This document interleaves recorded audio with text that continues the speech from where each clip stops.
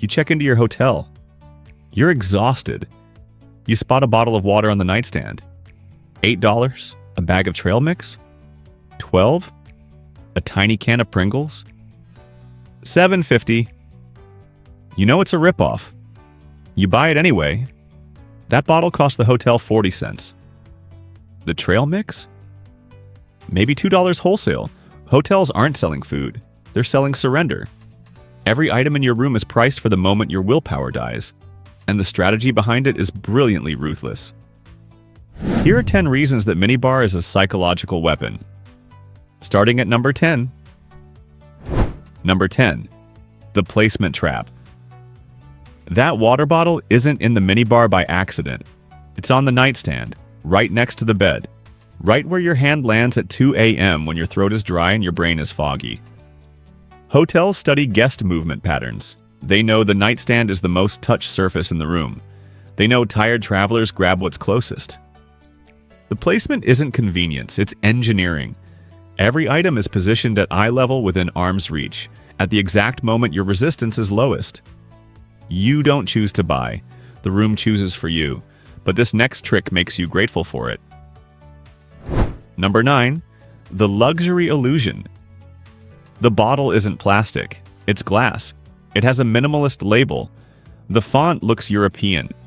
The water inside is the same municipal supply that fills your tap, just filtered and dressed up. Hotels know that premium packaging triggers a premium perception. Your brain sees glass and calligraphy and assumes quality. It assumes value. $8 for fancy water feels almost reasonable when the bottle looks like it belongs in a magazine. The product costs 40 cents. The packaging costs 20. The illusion costs you $7.40. Luxury is a markup wearing a tuxedo, and this next markup is almost unbelievable. Number 8. The impulse design. Minibar items are never priced on the shelf. You have to pick up the item, find a tiny sticker, and read 6-point font in dim lighting. By the time you see the price, you're already holding it. Your brain has already decided. Behavioral research shows that touching a product increases purchase intent by 30%. Hotels know this. The pricing is deliberately hidden, the lighting is deliberately soft, and the items are deliberately small. Everything about the minibar is designed to bypass your logical brain and speak directly to your impulses. You don't decide to buy, you realize you already did. Number 7. The dehydration weapon. Hotel rooms are dry, aggressively dry. The HVAC systems recirculate air that pulls moisture from your body overnight. You wake up parched, your mouth is cotton. Your first instinct? Water. The hotel's first instinct?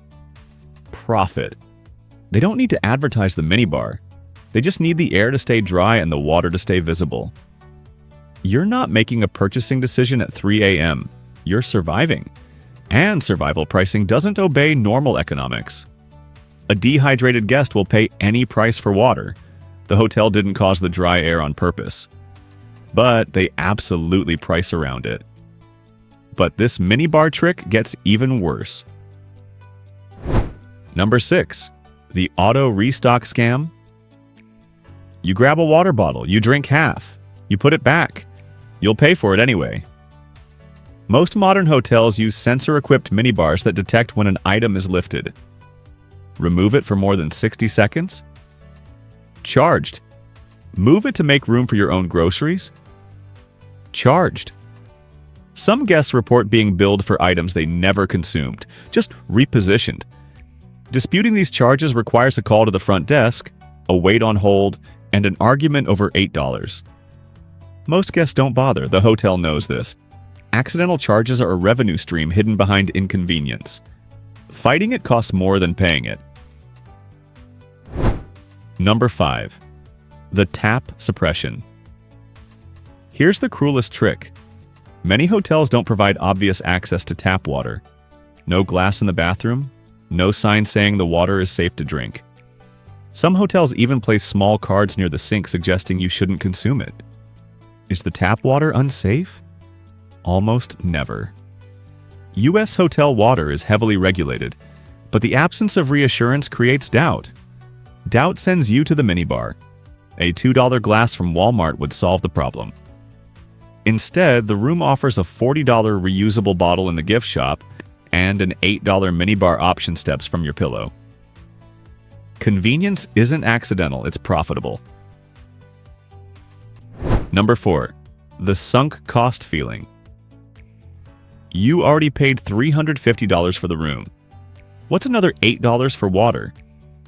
That's the sunk cost trap. Your brain rationalizes small purchases relative to the large expense already committed. Hotels price minibar items in the $5 to $15 range specifically because it feels negligible compared to the room rate. $15 feels like nothing after $350. But those small charges add up. The average hotel guest spends $22 per night on minibar and room charges. Over a 5-night stay, that's $110 in incremental revenue. The room was the hook. The minibar is the real catch. But this next reason targets your guilt directly. Number 3. The guilt purchase.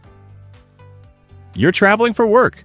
The company is paying. You deserve a treat. That's the justification loop playing in millions of hotel rooms every night.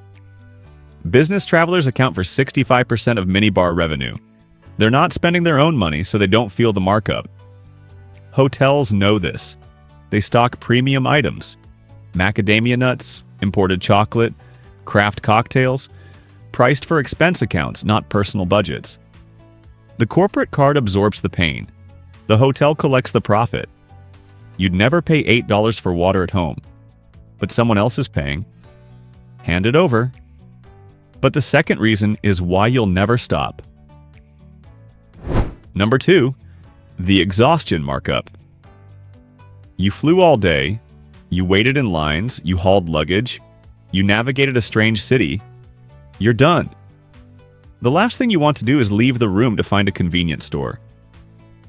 Hotels know that exhaustion is the ultimate sales tool. Tired people don't comparison shop.